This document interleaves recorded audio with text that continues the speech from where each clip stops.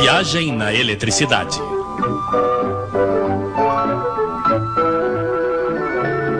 A eletricidade em movimento. Hoje, para variar, que tal falarmos de espaguetes, hein? Então vamos lá. De um lado, nós, os consumidores de espaguetes. Do outro, em algum lugar bem longe, estão os produtores de espaguetes com máquinas de espaguetes. Mas quando certa noite decidimos comer espaguetes, isto não significa que as máquinas de espaguetes terão que trabalhar nessa hora, não é mesmo? Não, porque entre o produtor e o consumidor existem, como dizemos, os estoques. Mas com a eletricidade não é a mesma coisa. Não podemos colocá-la em reserva nem nas tomadas, nem nos fios, nem nas usinas. Então como fazemos? Suponhamos primeiro que exista uma única usina para alimentar a sua região. Assim, um consumidor vai precisar de uma potência de 3 kW para cozinhar espaguetes, por exemplo. Pois bem, é preciso que a central debite imediatamente na rede 3 kW a mais e não pode deixar para amanhã de manhã. Então o homem da central vai fazer sua turbina aumentar a potência em 3 kW. E reciprocamente, é claro, se em alguma parte alguém desliga uma máquina de 300 kW, uma máquina de espaguetes, por exemplo, na central será preciso reduzir a potência em 300 kW. Sim, o tempo todo, a potência fornecida à rede deve ser exatamente igual à potência total pedida pelos consumidores.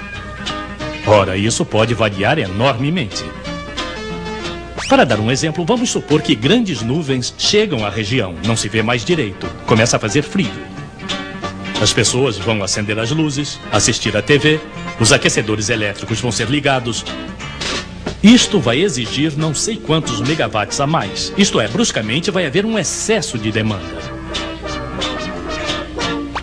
Ora, uma central elétrica não é como um carro. E subir e descer bruscamente a potência não é muito bom para as centrais. Salvo, é claro, se elas forem previstas para isso. Mas, felizmente, eu fiz um trato com meu colega da região ao lado e ele me fornece eletricidade. Um pouco mais tarde, a nuvem chega até ele. Aí, é a minha vez de fornecer-lhe eletricidade. As nossas duas centrais são, como se diz, interligadas. E ao invés de termos dois excessos de demanda bruscas, temos algo bem melhor. Então, o que se faz com duas centrais se pode fazer ao nível do país inteiro. Muitas centrais, uma rede de interligações que coloca em comum a produção de todas elas. Mas não podemos pedir aos homens de todas as centrais que passem seu tempo se telefonando para ficarem sincronizados. Não, há outros homens que se ocupam apenas disso.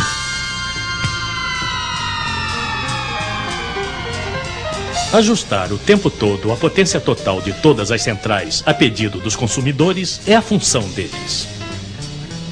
Eles fizeram previsões e sabem que ao longo do dia vai ser preciso fornecer uma potência mínima de tantos milhões de quilowatts. Esta produção de base, como é chamada, vai ser garantida prioritariamente com as centrais mais econômicas. As que utilizam as energias que custam mais barato ao país. E essas vão funcionar ao máximo de sua capacidade, sem se ocuparem de excessos de demanda nem de nada. Para as grandes e pequenas demandas, entram em cena centrais especializadas nesse gênero de esporte, as que sobem e descem de potência facilmente. Assim, a interligação é o modo de tirar o melhor partido das reservas energéticas do país.